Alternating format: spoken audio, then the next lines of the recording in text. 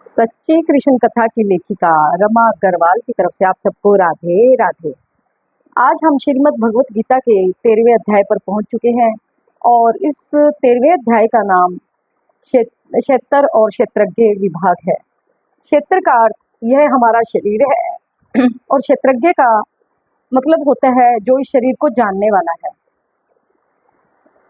इस शरीर को जानने वाला तो केवल आत्मा है और जिसको इस चीज का बोध हो जाए, जो यह जान ले, शरीर के बारे में जान ले, आत्मा के बारे में जान ले, बस वही मोक्ष पद पर पहुंच जाता है।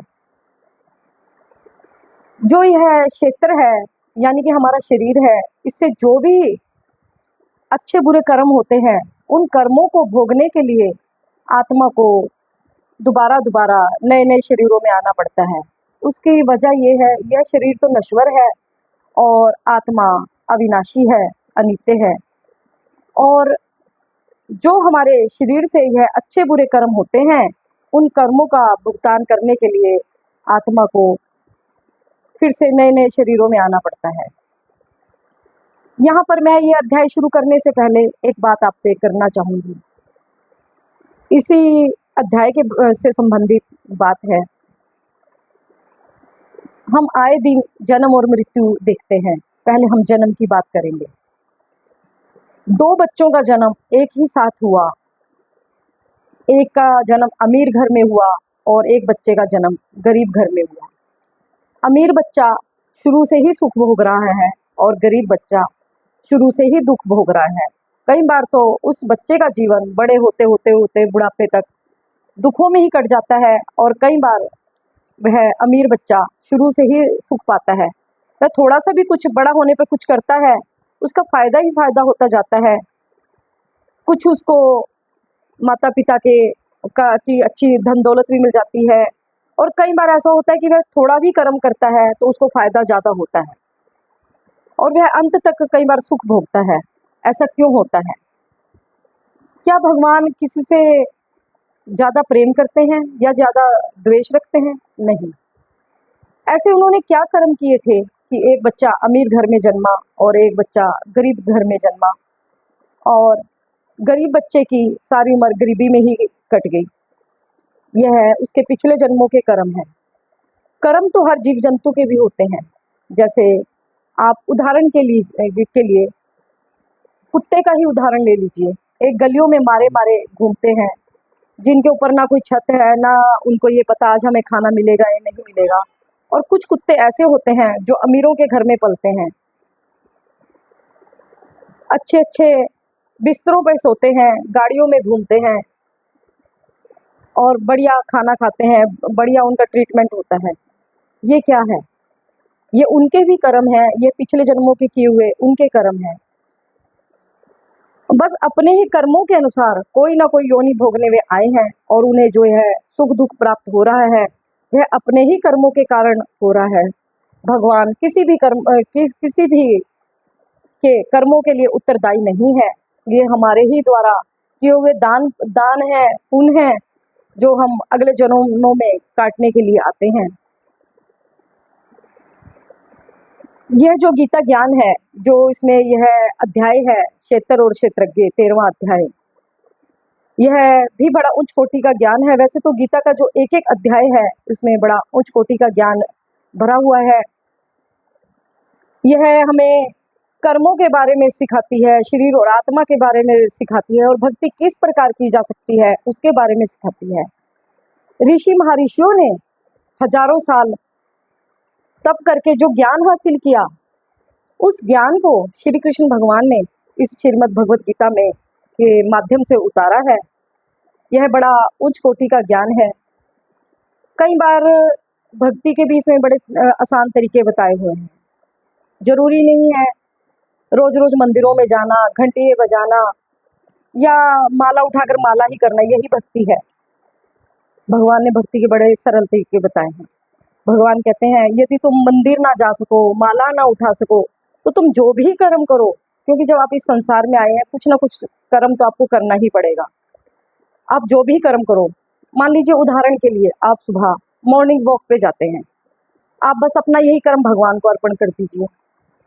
फिर आप उसके बाद जो भी आप दैनिक क्रिया करते हो, स्नान करते हो, जो भी कुछ करते हो, आप वो भी भगवान को समर्पित कर दीजिए। फिर खाना बनाते हो, वह भी भगवान को समर्पित कर दीजिए। जिस तरह अब मैं ऑफिस में बैठी हूँ, मेरा यह कार्य भी भगवान को अर्पण। अपना हर कार्य आप भगवान को समर्पित करते चलो। ये भी एक प्रकार की भक्ति है कि आपने अपना हर कर्म, हर कर्तव्य भगवान को अर्पण कर दिया। आप कुछ भी कर्म करो, बस केंद्र बिंदु में भगवान को याद रखो। और अगर आपसे ये भी ना बन पड़े तो आप कुछ कर्म निस्वार्थ भाव से करो, उसके बदले कोई आशा ना करो, तो यह भी आपकी भक्ति है। और हमें मानव शरीर मिला है जो बड़ा दुर्लभ है, और इस मानव शरीर से हम बहुत ऐसे कार्य कर सकते हैं जो और नहीं कर सकते। सबसे पहले तो हम जो मानव शरीर में आकर भक्ति कर सकते हैं, वह देवता भी नहीं कर सकते। हम अपने मानव शरीर के कारण देवताओं के पद तक पहुंचते हैं। जो देवता भी है, इनकी भी एक आयु निश्चित है। इनको भी अपनी एक आयु, एक समय सीमा पूरी होने के बाद फिर से जन्म लेना पड़ता है। कहते हैं जो हमारे एक संस्कार होते हैं, इस शरीर से जो हमारे एक संस्कार बनते हैं, मान लीजिए कोई यहाँ पर सात्विक व्यक्ति है, सात्विक तरीके से रहता है, तो उसको वह अगले जन्मों में देवता बनता है।